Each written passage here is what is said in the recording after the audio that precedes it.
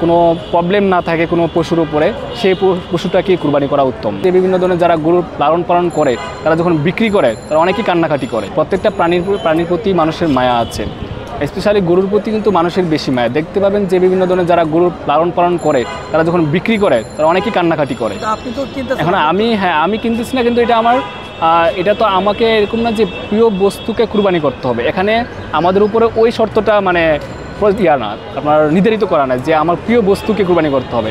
তা আমার যদি সাধ্য থাকে তাহলে আমাকে এটা সুন্দর মানে তারপর আপনার সুদর্শন, যেটা দেখতে ভালো দেখা যায়, কোনো প্রবলেম না থাকে কোনো পশুর উপরে, সেই পশুটাকে কুরবানি করা উত্তম। না এখানে ইব্রাহিম আলাইহিস সালাম অথবা ঈসা আলাইহিস সালামের বিষয়টা আসলে ওটা আমি জানি না, কিন্তু আপনার ইব্রাহিম আলাইহিস সালামের থেকে যেটা আসছে কুরবানিটা আমরা যেটা ফলো করে থাকি, ইব্রাহিম আলাইহিস সালামকে আল্লাহ তাআলা সবসময় মানে বেশিরভাগই অনেকবারই স্বপ্ন দেখিয়েছিলেন যে তুমি তোমার প্রিয় বস্তুকে কুরবানি করো। আসলে এটা আল্লাহ তাআলার এক পরিকল্পনা ছিলেন যে আল্লাহর প্রতি তার কতটুকু তাওয়াক্কুল ছিল, কতটুকু মহব্বত ছিল, কতটুকু ত্যাগ স্বীকার করার মতো মন মানসিকতা ছিল।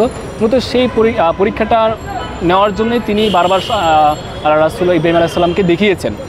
তো তিনি যখন বারবার পশু কুরবানি করেছেন, তারপরে একই স্বপ্ন দেখতেছেন, তখন তিনি চিন্তা করলেন যে আমার সবচেয়ে আপন তো আমার সন্তান, এর উপরে তো আমার কোনো আপনজন নাই। তার মানে আল্লাহ তাআলা বুঝাচ্ছেন যে আমার সন্তানকে কুরবানি করতে হবে। তো আপনারা হয়তো সবাই অনেকে জানেন এই বিষয়টাই, ঘটনাটা তো যে আল্লাহ তাআলা হুকুমের মাধ্যমেই তিনি কিন্তু পাহাড়ে গিয়ে অথবা একটা নির্দিষ্ট জায়গায় গিয়ে অর্থাৎ ইসমাইল আলাইহিস সালামকে কুরবানি করার জন্য প্রস্তুতি নিচ্ছিলেন, এমনকি কুরবানি করিয়েছিলেন। কিন্তু আল্লাহ তাআলা ফেরেশতার মাধ্যমে ইসমাইল আলাইহিস সালামকে সরিয়ে সেখানে দুম্বা পাঠিয়ে দিয়েছিলেন।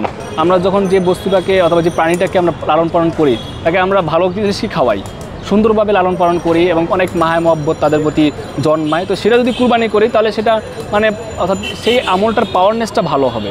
কিন্তু সবার জন্য তো আর সেটা সাধ্য নেই যে কুরবানি দেওয়ার জন্য পশু লালন পালন করে তারপর সেটা কুরবানি করবে, সে সাধারণত সবার নাই। সেই পরিস্থিতিটা অবলম্বন করার তো সবার ওইরকম আপনার ওয়ে নাই। কারণ দেখা গেছে গ্রাম অঞ্চলে যারা বসবাস করে তারা চাইলে পারবে যে একটা সুন্দর গরু দেখে সে লালন পালন করলো দীর্ঘদিন, তারপর সেটা কুরবানি দিল, সেটা তাদের ক্ষেত্রে সম্ভব। কিন্তু যারা ঢাকা থাকে অথবা যারা পশু লালন পালন করতে পারে না অথবা করে না, তাদের ক্ষেত্রে তো বাজার থেকে ক্রয় ছাড়া অন্য কোনো ওয়ে নাই। তো সেক্ষেত্রে যে গরুটা সুন্দর অথবা তার সাধ্য অনুযায়ী একটা ভালো গরু বেছে নেওয়া কুরবানির জন্য, এটাই।